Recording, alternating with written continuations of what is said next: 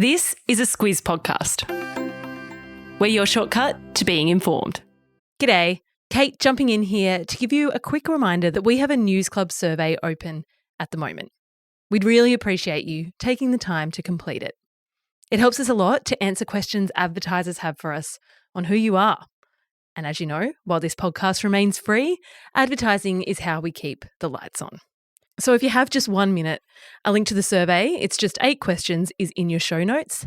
And as an added carrot, you'll go into the draw to win a $500 voucher to a retailer of your choice if you take part. Thanks in advance. G'day, I'm Kate Watson. Alice Springs comes and goes from the national news coverage, particularly over the last few years. There was the lapse of the alcohol and pornography bans in remote communities around Alice Springs in mid-2022, and from there we saw things like property offences increase by almost 60%, assaults increased by 38%, and domestic violence assaults double. Since that time, steps have been taken to reinstate alcohol restrictions and much has been done to address the problems. But even so, the town and its surrounding communities have been in the national spotlight, not only as a focus for the national debate around The Voice, but for spikes in crime, particularly youth crime, for poor school retention, for continuing alarming rates of domestic violence. Earlier this year, there was what's been called a riot on one of the pubs in town. It's seen curfews put in place, funding announcements, and increased police presence. So as we were reflecting on the year that was, it seems an important news story to revisit. We ummed and ahed on who to speak with, and all roads kept pointing back to Matt Paterson, the young, outspoken mayor who landed himself in the job by just 2 votes back in 2021. So I start this chat by asking him why do it, why put your hand up for mayor, and then we get into the issues in Alice Springs, the reality of trying to solve them, the wider implications, his take on Australia and whether we're a racist country, and of course the counterpoint, which is all the reasons why Matt says, despite everything, Alice Springs is an amazing place.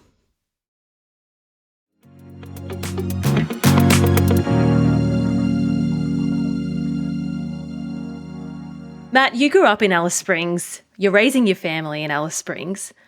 What do you love about Alice Springs? It is an incredible place and it has so much opportunity here. And I mean, take me for example, I was 26 when I was elected on to council, and then 4 years later I was 30 years old, elected as mayor. You know, all of my mates that I went to school with are here in Alice Springs, you know, working for themselves. They've got their own business.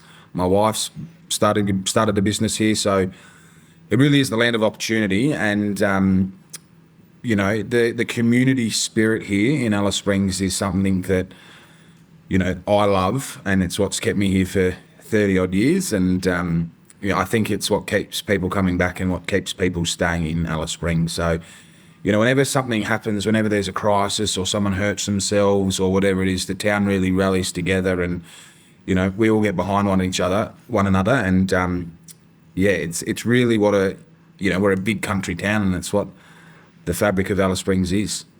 I have a number of Squiz listeners who I spoke to ahead of this who said exactly the same thing. So a shout out to them, and there's certainly consensus amongst those from Alice that listen to this podcast in particular. And I mean, just before we get into the issues, because obviously these are all the, you know, I want to talk to you about the positive parts of Alice Springs, but we are here to talk about the reason why Alice Springs is in the news so much, and that is the issues. But I kind of thought, should I ask you this at the end or should I ask you this at the start? And I think I'll ask you at the start. Like, what do you wish people understood about Alice that you feel is maybe perhaps misunderstood? Yeah, I mean, that's a hard question.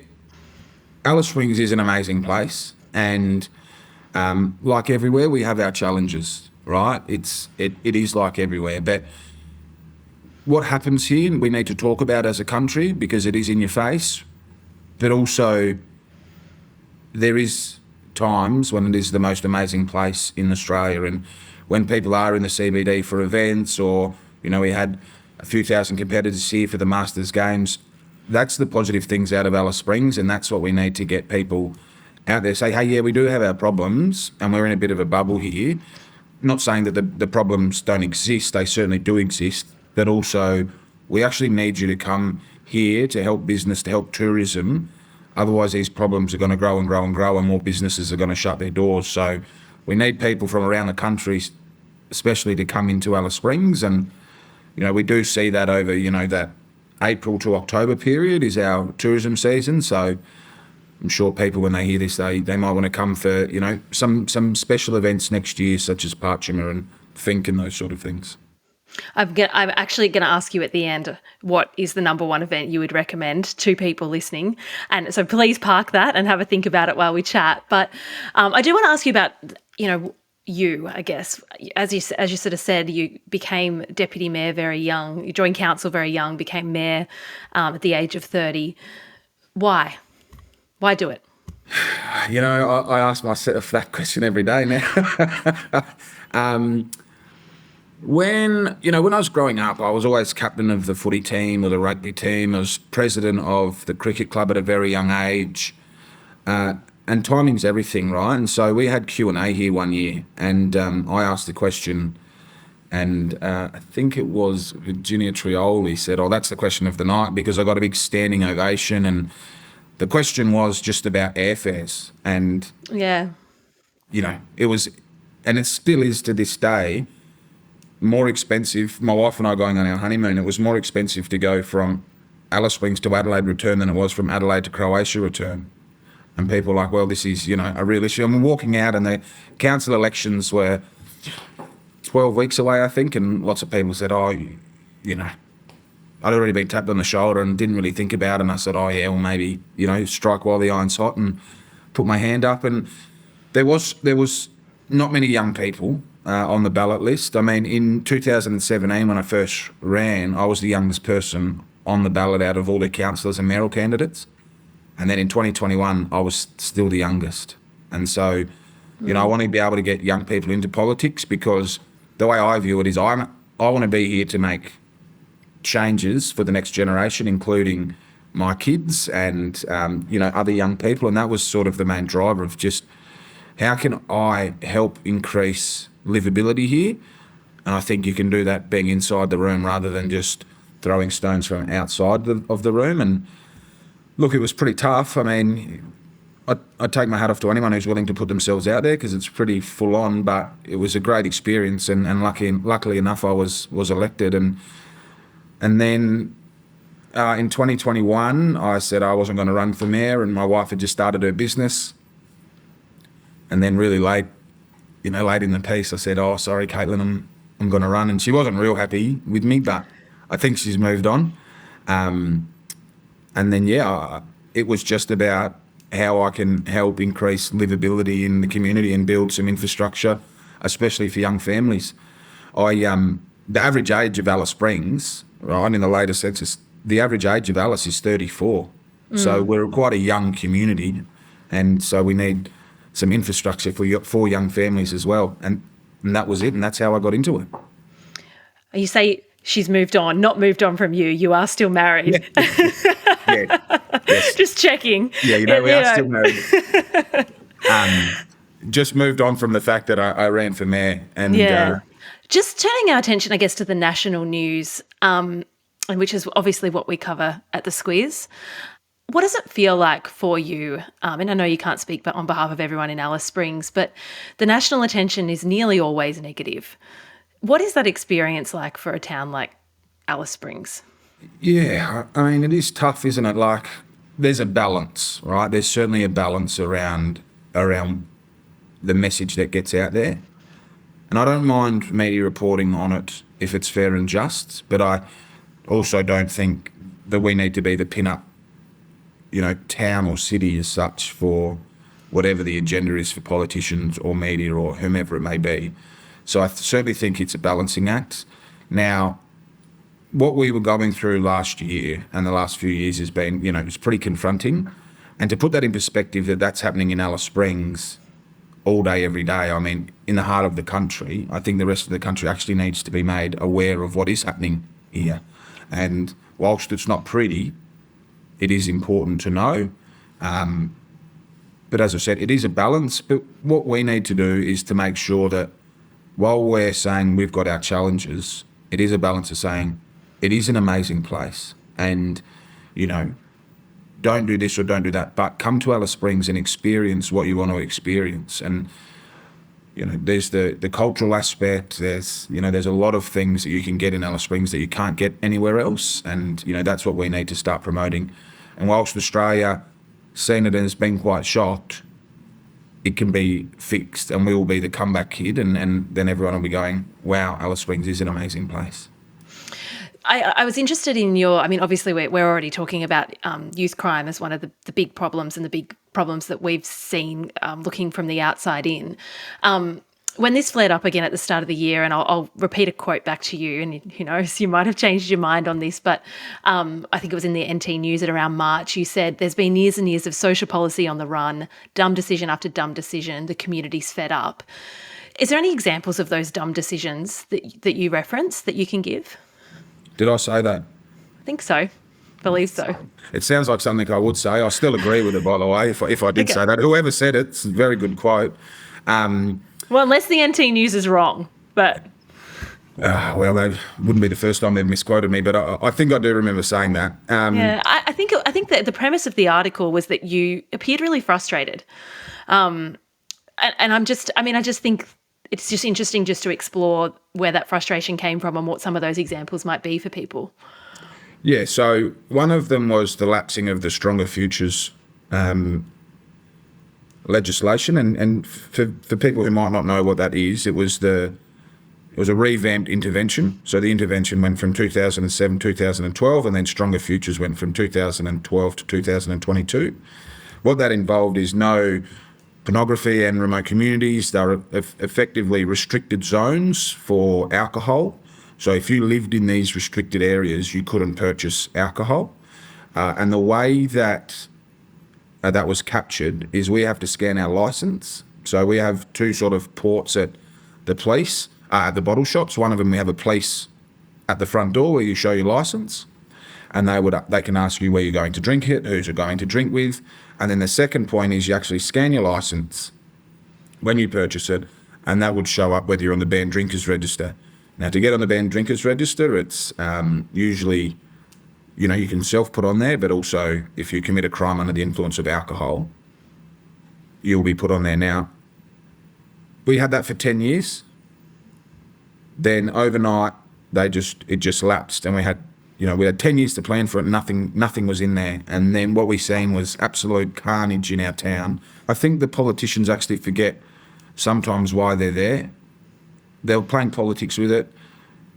Ultimately, it was the best option because it was there in the first place, because it was to help with domestic violence. It was to help provide people with opportunities to actually buy groceries rather than alcohol. That was one of the decisions that I would consider one of the dumbest decisions, to let that lapse for Alice Springs. And as I said, this is 30 years of social policy on the run that's got us to this place. A lot of these children are referred to by many members of the public and, broad public as baby bonus children.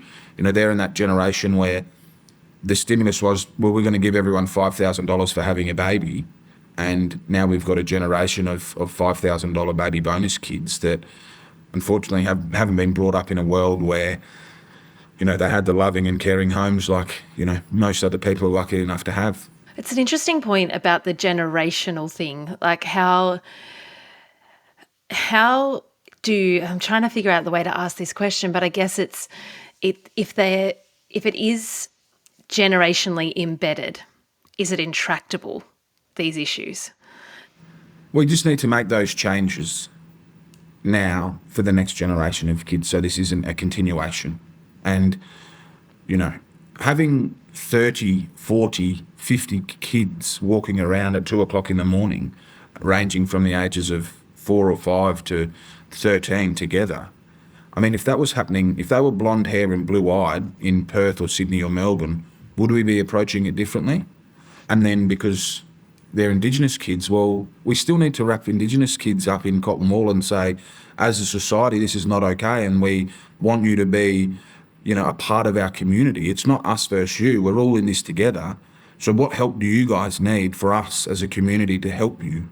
And I don't know if there's enough services here. I think there's 34 youth services here. So how do we still have these big group of kids here living in overcrowded houses? Or what's the part of this as a community or society or a country that we're too embarrassed to talk about? Like, we need to be grown-ups about it. Otherwise, it's going to continue on. When you hear 30, 40 kids on the street, 30, 40, like, why is it? And then you hear people say, well, they're safer there than they don't want to go home. Like, what is happening at home? And I think we all sort of know the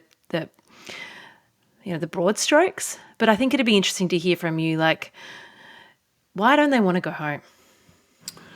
Yeah, you nailed it. It's safer for these kids to be on the street, unfortunately, because of the horrendous amount of domestic violence that we see, the overcrowding. Some of the state that these poor people live in, it blows your mind. And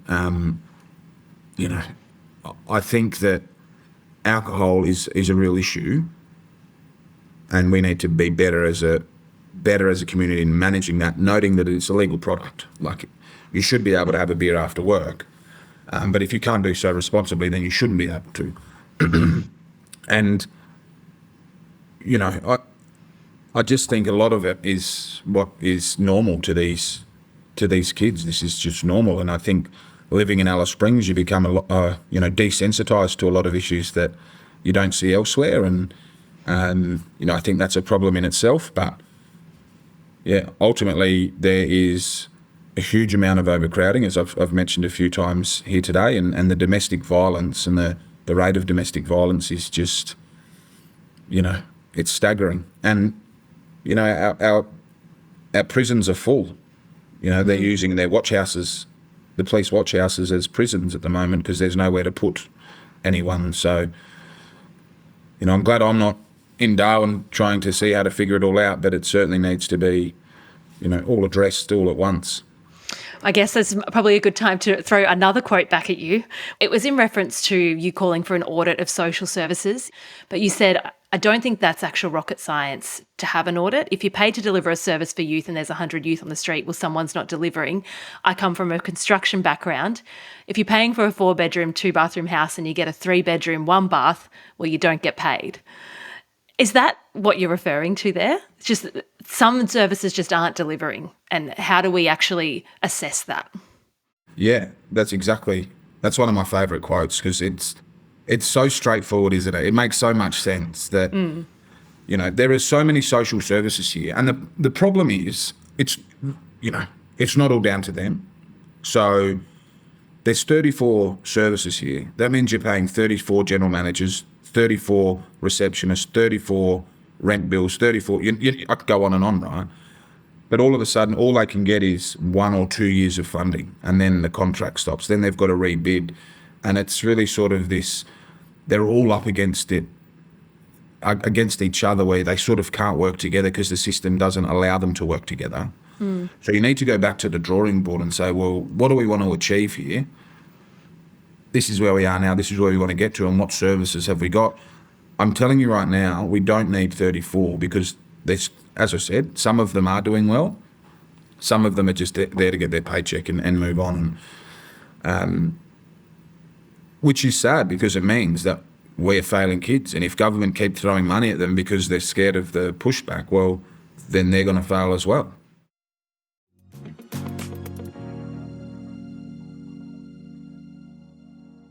After my divorce, I couldn't afford the mortgage by myself, let alone all the other costs.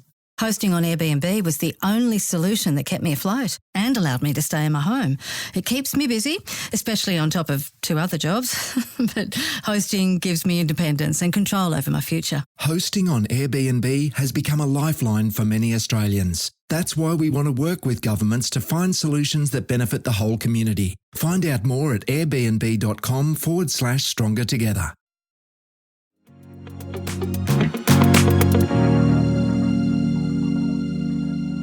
We've just passed 1 year since the failed Voice referendum. How was that result for Alice Springs, I guess, firstly? Well, Alice Springs voted no to it. And, it's interesting about the Voice, because that's when Alice Springs was in the media, and we were in the media from January until October. Just about every other day we're on the front page, and Alice Springs was really the pin-up boy for the right side of media, saying, no, is this going to fix Alice Springs and X, Y, Z, and they're entitled to their opinion. But look, we are probably underrepresented in Alice Springs, but we're probably overgoverned, quite frankly. And so, I can completely understand about having a voice and what it was there to achieve. But was it another level of bureaucracy for the Bush to jump through to get things delivered on? And so, would have it sped up that process or would have it slowed down? That was the questions that were getting asked in Alice Springs, and that was a question getting asked from a lot of surrounding Indigenous communities as well. That's something that I heard. So I guess my question for you then is, a lot of the commentary continues now that part of the reason for that no vote was that Australia is a racist country. And I'm sure you've been asked this a million times, but, again, for outsiders looking in, it's interesting to get your take. Like, do you think Australia is a racist country? No, I don't. And I think that if the Prime Minister had to split the vote up into two parts, I honestly believe they both would have got up, because it would have, if the constitutional recognition part, I think that everyone wants that. They just weren't sure where the second part was. And I think that's, I think that was probably an error on his part. But, and I think a lot of Australians, I think the statistics were 98% of Australians would have voted for that. So I don't know how then on the flip side we can say Australia are racist. Just like anything, we're all entitled to a vote. It's democracy. I'd probably think that they didn't get their messaging right around what they wanted to really sell it as, and people had too many questions going into the voting booth. And, I get that question as well. Is Alice Springs racist? Well, absolutely not. People are fed up with what's going on, whether you're black, white or brindle. We just want some answers. And, we have a community where you're playing footy with people from all across the countryside, or you're playing netball with them, or you're working with them. It's not racist. It's just we love each other here, but we just want to get better as a community, and we just want to have some of the answers. And I think it's easy to say we're racist because I'm saying, well, would you leave 50 white girls who are 4 to 12 with blonde hair and blue eyes, would you let them walk around the street in Sydney? The answer is no. Well, then why are you going to leave 50 Indigenous kids from 4 to 12 walk around in Alice Springs? And no one can answer that, or no one wants to. What is the question different? Is Australia racist to have you seen racism occur? Those are two very different questions. Yes, they are different questions, absolutely. And are some people racist? Well, I don't know. You do see some things on social media. Do you go, well, I don't agree with that, and that's, poor form, and is it racist? Probably is racist. But, I'll stick up for Alice Springs here, and I'll say that Alice Springs is not a racist community. It is a beautiful, cohesive community, and we're very multicultural, and we have people from all walks of life here. Matt, there's been a new territory government elected this year. One of their big platforms was addressing this issue of crime. Governments come and go, but do you see any renewed hope with this change of government? Yeah, I think so. I mean, and the government have just announced a range of packages in Alice Springs, and so that's pretty exciting, and I think that'll help future generations around the infrastructure that's going to be built. I think there has to be a change regarding the law and order. I don't think there's two ways about it. Noting they'll get some things wrong, and I think that's okay. And I'm not going to be critical of someone doing something and getting it wrong rather than doing nothing at all. And, when we go back to the Stronger Futures, they did nothing. They knew that it was going to be a recipe for disaster. They just weren't willing to make a brave decision. So if they do something and it doesn't work, well, let's try it again, but doing nothing, certainly not working at the moment. I think the theme of, a lot of what I'm reading and a lot of what you're saying is actually that all of these issues, this story of Alice Springs is about so much more than the social issues. It's actually the economic issues. Can you speak to that a little bit so people get an understanding of how you go from, massive social issues right through to actually, how do you hire people? How do you attract people to the town? Yeah, it's such a good question and a hard one to answer. It's about, we've tried to promote people who have come to live here and get them to tell their story. It's not for me, because I've lived here all my life. So we're promoting the people that have come and made Alice Springs their home. And it's been quite difficult to recruit through a lot of things. This was all on the back end of COVID, and a lot of people were leaving regional centres to go back to be with their elderly parents or their family that they haven't seen for a long time. To put things in perspective around the economy, we were 30% down last year on the tourism the year before, and then we're another 30% down on last year. So it has been quite That's difficult. very significant, yeah. Yeah, and especially because we are a tourism, tourism town. And so we're sort of sit in between being a service hub on one hand and a tourism destination on the other. And the needle's getting closer and closer to being a service hub. Well, we just need to pick it back up and get it at least in the middle where it's tourism and service. We'll always be a service hub because of where we're located, but we can still promote that tourism. And I know TCA, the Tourism Central Australia, doing a lot of work with government.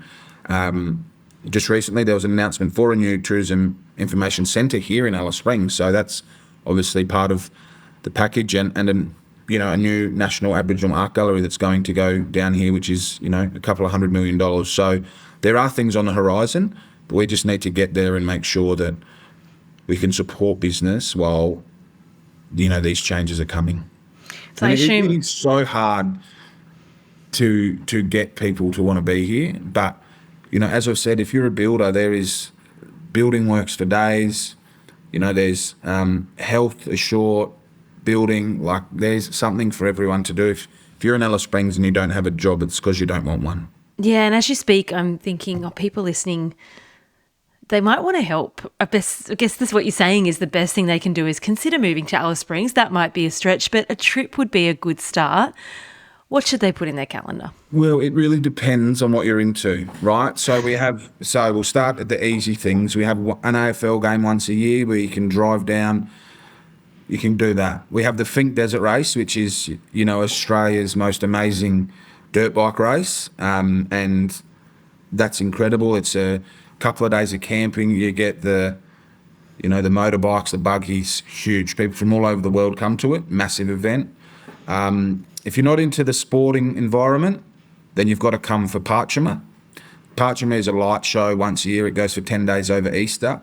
It was actually an event that was built up for, the rich city folk to come to Alice Springs.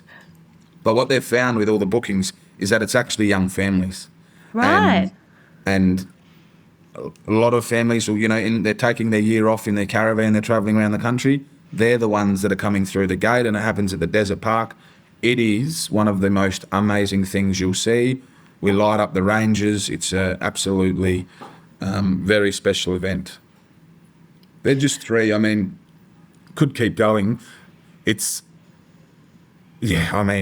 lots to do. If you get on and have a look online, there'll be something for you. But also, if you don't want to come for an event, come and just see the countryside. There's some gorges. There's an amazing walk. Some of the best mountain bike tracks in the world as well. Simpsons Gap, Ellery Gap. They're all incredible places. Rainbow Valley, Palm Valley. I could keep going, but they're the places you need to get out and have a look at. And come to Alice Springs, because you certainly won't regret it. Is it safe? Yes, it is safe. You just, say what I would say to someone in Melbourne is don't walk in dark areas at 2:00 in the morning. Unfortunately, crime does happen, and we know as a community it's not going to go from here to 0% of crime. I think people are okay with that.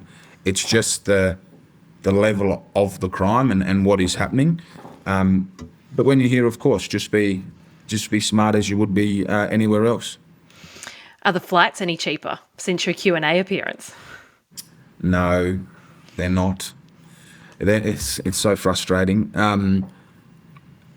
We had Bonza and we were quite lucky with that when it was here. But then obviously what happened to Bonza, that affects us. A lot of families will now go to Ayers Rock and bypass Alice Springs. And in the good old days, they'd come here and they'd have to come here first. And, I know that's an ongoing conversation around how to get more people here, but no, it is extremely expensive to get out, especially for Christmas and school holidays. But more importantly, if something was to happen quickly and you needed to get away to see a loved one, it's quite demanding. And that's that livability part that I talk about. That does make it challenging, but we will continue to work with who we need to work with to make sure that we can, help out where we can. Thank you so much for taking the time to join us.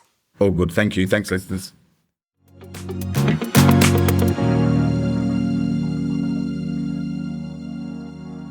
Thanks for listening to this episode of News Club. We've got 2 more interviews before the year is out, one of which is with our Australian of the Year, Richard Scollier. To make sure you don't miss that and others, hit follow on News Club in your podcast app.